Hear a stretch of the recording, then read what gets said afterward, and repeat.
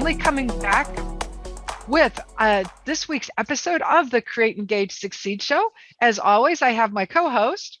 Amadeus Nunley. And today we have a special guest, someone who I have heard great things about, have not met until just this morning. And Erik, I know I'm probably going to destroy your name. So if you would like to introduce yourself, that would be fantastic. Yeah, Erik is easy. I guess everyone can say it. The difficult parts may be the surname, which is Agudelo. So Erik Agudelo. Yes, I would have completely destroyed that. So thank you for introducing yourself.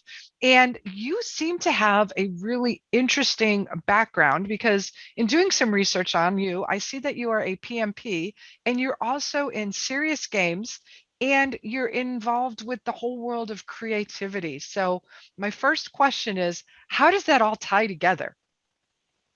Well, yeah, my background, I guess, is a bit or I should say my academic and work background is a bit fluid, but also my actual background as a person, because my parents are from Venezuela. Sorry, my parents are from Colombia. I was born in Venezuela and I live in Ireland. I'm also Irish after all these many years that I lived here. Wow. But yes, I've been here for, I think, just about 20 years in Dublin. I did move around, but Dublin is my home. And when it comes to actual work and what I do, I started with IT. My first degree was as a programmer, which I never actually fully exercised. Then I moved to business management. I got the degree and then the master's degree. And in the middle of all that, I started working as well as a project manager. I got my certifications. But then in Trinity College, which is one of the big universities, I think the oldest in Ireland, in Dublin, I started to study human behavior, specifically applied to risk and change management. And this is a new degree. I was part of the first batch of graduates, and it was a sort of experimental degree as well for many reasons, not just the topic, but also the use of behavior to tackle risk and change. But also it was online, and this was all pre-COVID. So it was new at the time. Now at the time it was new. Now it's not new, but it was there. And through there, I got in. I'm curious about the whole idea of games as a form of education. It was part of the whole degree, but I made my thesis about it, and this was, I think, about 8 years ago. And from that moment, I just kept going deeper and deeper into the use of games. And I will tell you in a bit as well that I do not like calling them games for the reason we will discuss in a minute. But I call them active learning solutions, and let's call them serious games, game-based learning. All of these beautiful names.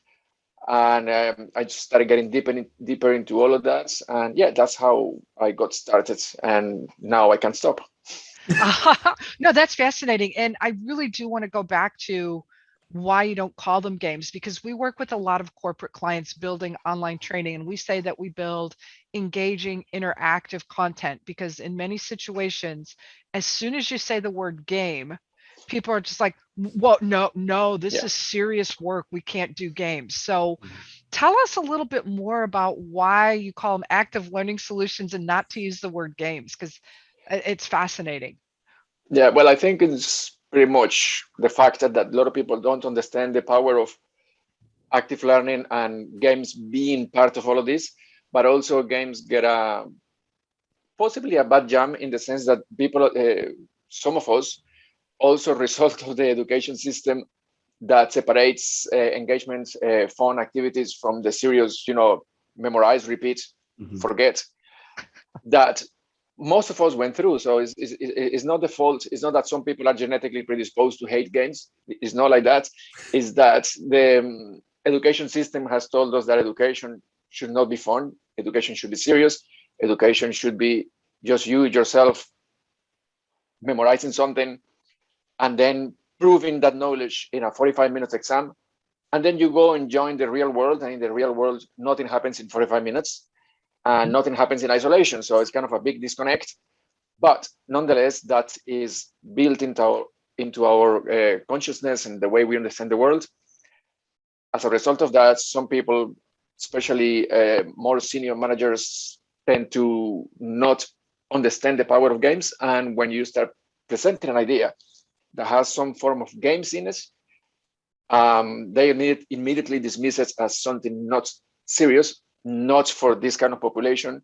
I have been told quite clearly that may work with junior people, but these people here are serious directors, and they might not like the proposal, So that just gets to show that they don't understand the power, therefore they dismiss it. And that's why slowly but surely I stop using the word games, and I tend to use, for example, simulations.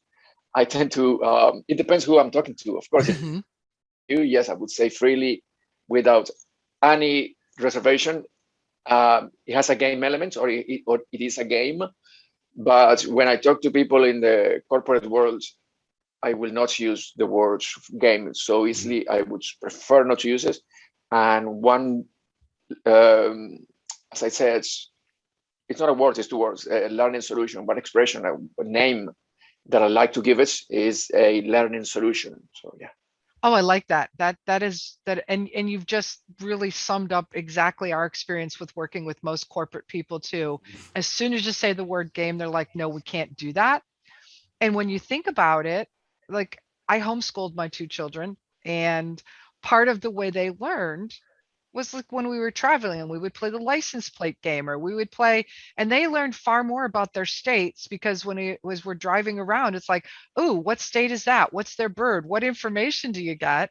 And they're not sitting there in front of a textbook or computer screen going, okay, so there's Arizona, Alabama. Great. I'm never going to remember it. But it's how do you approach other people to say, I don't know, Eric, would you say that we're wired to think in a more playful manner, or is that just something that we've also learned? Well, there's a lot of research in there that says that humans, as mammals in general, animals, I'm not sure about insects or other stuff, but mammals, we do learn to play. It's one of the most essential ways that we explore the world. So there is the work of Mitchell Resnick about lifelong kindergarten and many other researchers to show that we are predisposed to learn through games.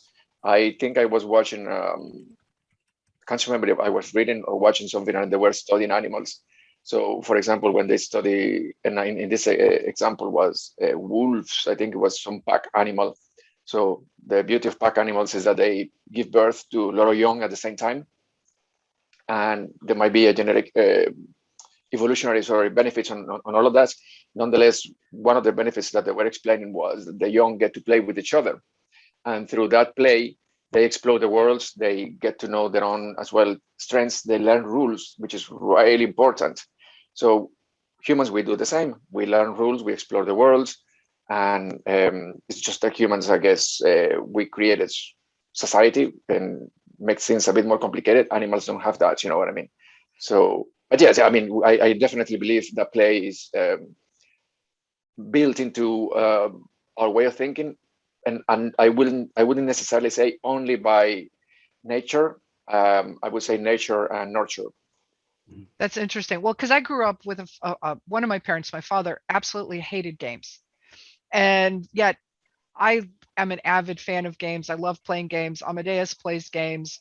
We do role-playing games, Dungeons and Dragons, of course, the classics. But my dad would like never. He's like, no, I don't like that. So that nurture part is kind of interesting to see that, we grew up with at least half of my parents going, nope, games are bad. And I don't know what my mom's thoughts were about it, but maybe it's just the playful way that the brain is wired to say, yep, play is what you need. So I think that's a great background to what you do and why you do it. And I think that's a great time to ask a question then to give you a chance to talk about your Kickstarter and what you've done recently. Sure. Well, my Kickstarter, I would say I started it as a minimum viable product of my umbrella research, which also focuses on the power of learning. When I see many people doing stuff with learning and education and games, I always think that we are stopping too soon. There are these beautiful ideas that they say that in future education will be just a one big game. It's just that we will not know that we are playing it. We will just be learning. There are researchers such as James G that says that good games are learning games simply because we learn in order to play them. Nobody's forcing us. And that's there's a condition. The game has to be a well-designed game. Not all games are well-designed games. So those words, that research and all of that has inspired me. And what I really want to do with my umbrella research is to use, to combine artificial intelligence and data science and putting that in one bucket with learning and education, the way we learn and educate, which also combines games.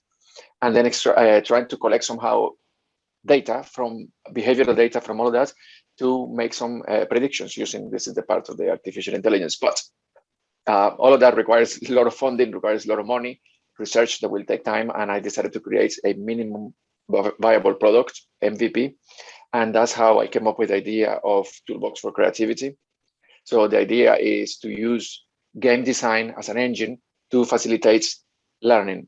So let's say you, Amadeus, you teach, I don't know, let's call it leadership or project management, and then, or even you actually use it in university. But for the university part, I do have a very clear example because I tested it with the University of Economics, Krakow in Poland.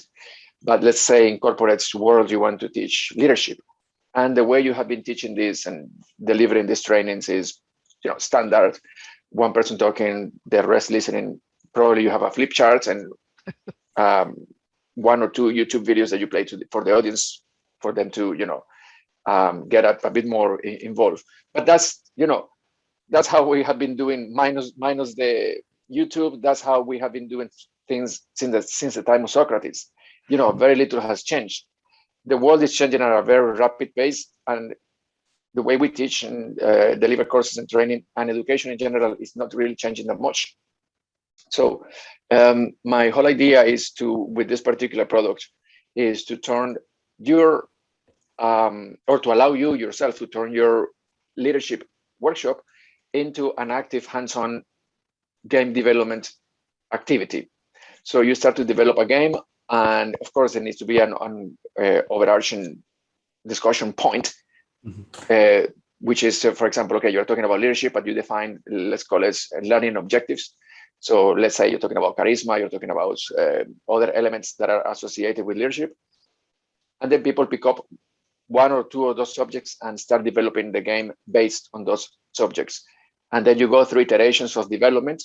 And the idea is that as you go through iterations of development, and as you try to create a game that is engaging and that you actually need to try to sell to other teams, you're going to go back on the theory that you just learned and apply it, refresh it, go back into it, maybe try to change it. And there's nothing wrong with changing, accept the theory. I think it's quite powerful to try to do it, because even if we try to do it and we fail, and then we go like, okay, that's why that guy's a scientist and I'm not, because they had it right.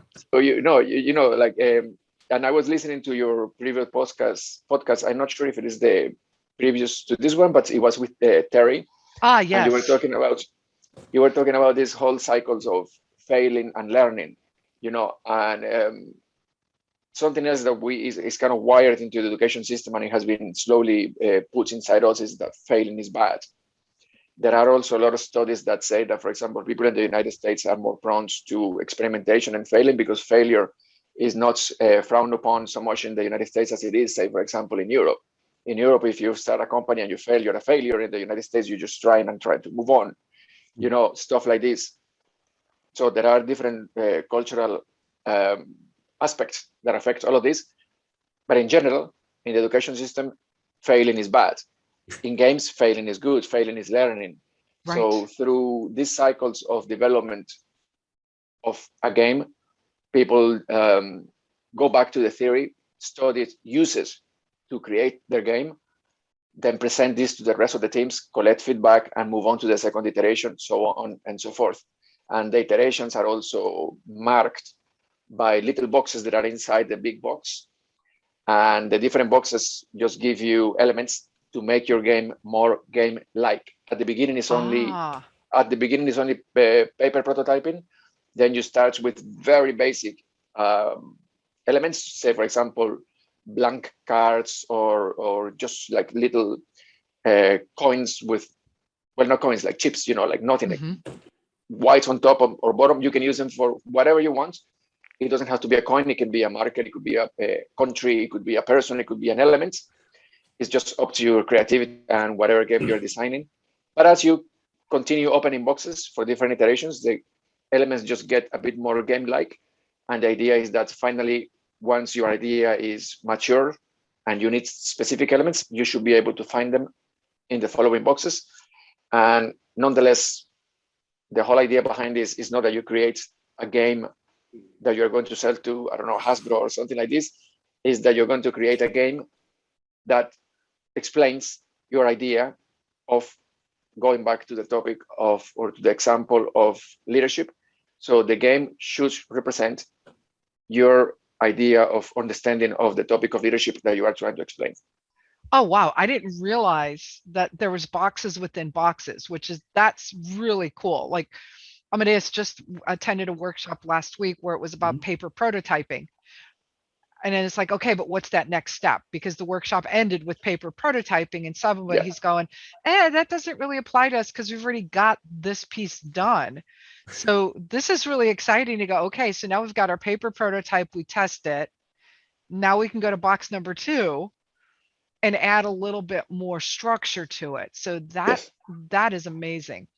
So where did you come up with the title Toolbox for Creativity? I don't know. I started writing names on I always carry with me this little sketchbook, and because I have some learning disabilities and dyslexia is one of them, and for me reading sometimes is not so easy, and it's also sometimes easier for me to write down my ideas as a picture format. Like I do a scribble a picture, and then that tells me more than just writing down words. And for that reason, I carry it with me when I started coming up with ideas for the product. How I thought it was going to work, it was more developed than the actual name. So then I just started thinking, okay, what is it that we want to sort of exploit and we want to enhance during the process? And creativity is one of them, but also productivity, because I am trying to target this or to sell this product to corporate clients. I also want to do it for say, for example, public education and all of this, but that will be the second stage. I first need, as you know, maybe your listeners are also into the whole game development process. Yes. And trying to sell their products to clients. Trying to sell to schools and universities is notoriously difficult. Or so it was my experience. And here in Europe and schools here, I can only guess they're different than the United States. I never had any education in the United States. 99% of my education is here in Europe, but I have heard that it's different. And so my decision was, okay, let's try to sell to those who can buy and use that money to develop it, enhance it. Once it's mature, once it's ready, I would also love to bring this to public education or education in general, same as with my umbrella research. Oh, I like that. And yes, in the States, because I do have experience teaching in higher education here in the States, selling a new product or service can be very challenging. And in the K-12, elementary through high school, even more so, because every school district has their own school board that makes decisions, and it does get a little challenging, but I think that it's definitely a way to go if you can get some people on board to champion it. So I'm going to be fascinated to follow your progress. I also noticed when I was signing up for my Kickstarter bundle that you had some different options, like for people that wanted to use it to train other groups versus as an individual. So I have two questions around that. One, what's the advantage to getting a bundle? And two, what were you kind of envisioning by being able to do those bundles? Sure. Well, if it is not a bundle, if you're just buying a box, I would say that's for somebody who really wants to know what's in it. But perhaps they will not be able to use it with more than 3 people or just with themselves as an individual. And I don't think that's where the value of the product is. The bundles, you can get a couple of boxes, but also you can get, and depending on the bundles, access to the community of practice and other tools. Something that I have not mentioned, at least for the Toolbox for Creativity, is that I also use the data collection part in this product. It's not artificial intelligence because it's not there yet, but I do use some basic tools for data collection and data science, and these are basic tools for processing text. The backend is usually in R or Python, and the idea is that when you are running a workshop for a client, and then you do each team shows their idea and presents their idea. They do the pitch for each iteration, and there is also feedback coming from other teams. There's a lot of data there that so far is wasted. And I always say this, when we deliver training in corporates or in organizations and all of this, the only data that we collect is the name of the person, whether they attended the minimum necessary hours of to say that they completed the training, and the name of the training. That's it. So Amadeus, 6 hours project management. Now you're a project manager. That's all. That's all. That's all that we collect. And there's so much data there that is being wasted. And my idea is to collect the data. So Toolbox for Creativity does that. I encourage people, the facilitators, that when the teams are doing their pitch at the end of each iteration, and even the feedback coming from other teams, that this is written, and this can then be analyzed, and you can use that data to help your clients, which is the company that is paying you for the course. So not only you are training the employees in the subject or the topic of leadership, you are using all that information. And let's say the company is at the moment undergoing a transformation, or the company is planning. There's quite a lot of change at the moment in companies for obvious reasons, and some are not so obvious. But you can use that information to provide the client with an overview of say, for example, the view of the employees on the topic of leadership as it is in the company. And this is a way of collecting data that is way more effective than just sending a survey saying, oh, do you like your current leader? And it's like, of course I like it. He's paying my salary. He or she is paying my salary.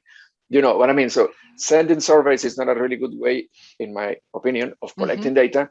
So I use this tool to do all of this. And the bundle, what it does is gives you access to the community of practice, because there is also community of practice, and all of these data science and data science tools for longer periods of time. The largest bundle gives you unlimited access forever for all the people in your organization delivering training. So, and of course, if you see the price is a bit ridiculous because it's extremely low, but but like something like this, what I'm selling probably, if it wasn't through Kickstarter, would sell the license for something like $3,000 exactly per year, or something like this.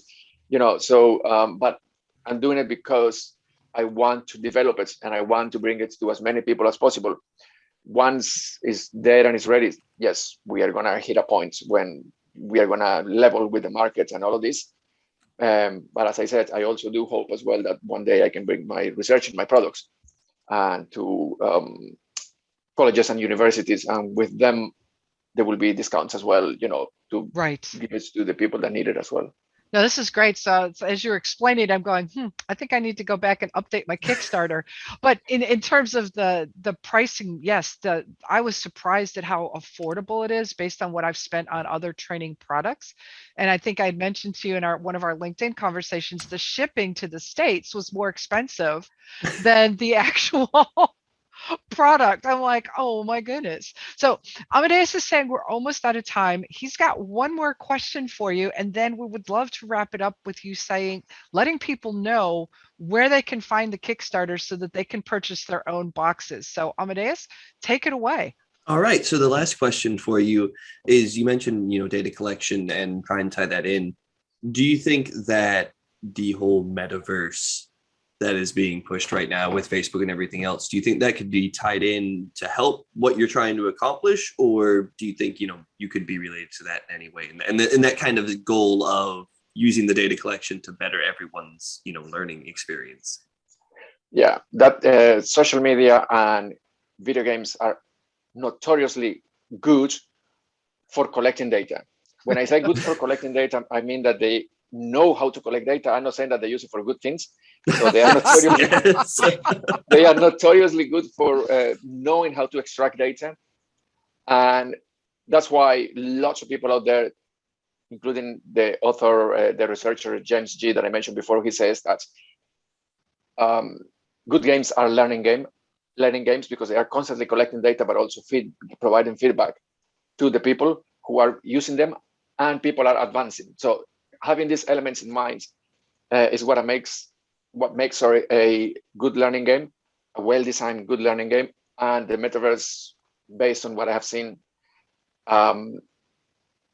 is gonna is going to process so much data that is excellent for all this. And I would love as well to be part of to put my research in there and to use it in this area.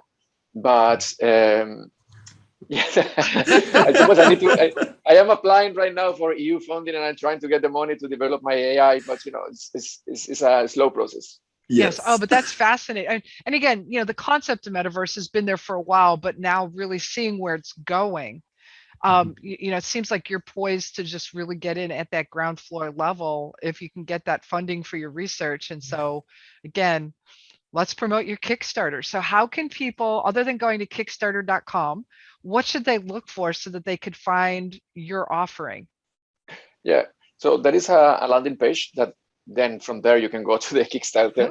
And it is literally Toolbox4Creativity. The 4 is actually just number 4. Okay. So Toolbox4Creativity, and then from there you go to Kickstarter. But I think as well, if you go to Kickstarter and type Toolbox4Creativity, that's how you find it as well.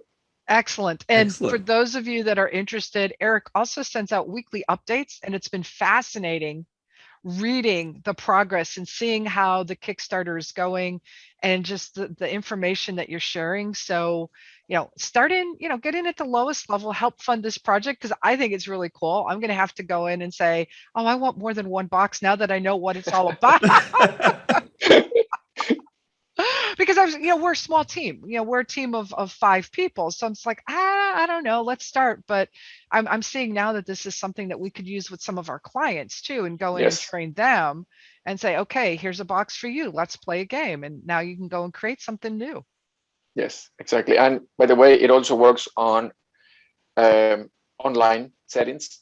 Oh, excellent. You do need to give the box to at least one member of the team. You, Mary, Amadeus, and me are one team. One needs to hold physically the box, but we can work online and then present the information to the rest. And some people would say, oh, that's ridiculous, but look at the past 2 years. That's how we have been working, right? In the real world. So that's how I tested the tool as well, the Toolbox4Creativity, the whole box, with 90 students of the organizational behavioral class in the University of Economics, Krakow. Oh, that's excellent. Okay, so as long as one person has the box, then everybody else can use tools like Miro or Mentimeter or Whiteboard or something like that. That's good to know, because all of our clients are remote. And so almost everything we do with them is not in person. And that was where I was kind of going, well, how are we going to do this? I love it. So Erik, any last words of wisdom that you would like to close out the show with? And we'll have this posted tomorrow for the whole world. Well, my words of wisdom is goods are a game for education. Don't be afraid of them. And we all play games. And, when we start a workshop and people get scared and say, oh, I don't know, I never play games. And it's like, most likely, if you're the facilitator and somebody's saying that, take it easy and just guide the person slowly into it. I think in my experience, what happens is that people are, as we become older in our lives, we become adults, we are a bit afraid to look silly in front of people, but it's okay to be silly sometimes. So. I love it. Hey, Monty Python made a living being silly in front of adults. So Erik, thank you so much. This was really exciting, and I can't wait to follow the research and see what happens with it. And I hope that you have a very successful Kickstarter and meet your funding goals so that the rest of the world can share in this brilliance that you've got coming out. So for those of you that are new to the show, drop us a message, ask us some questions. We'll make sure that we get those to Erik. Check out the Kickstarter. And this is Mary, and Amadeus. with our special guest, Erik Agudelo. all right, saying hello and thanks for watching this episode of the Create Engage Succeed Show. We'll see you next time. Bye, everyone. Bye.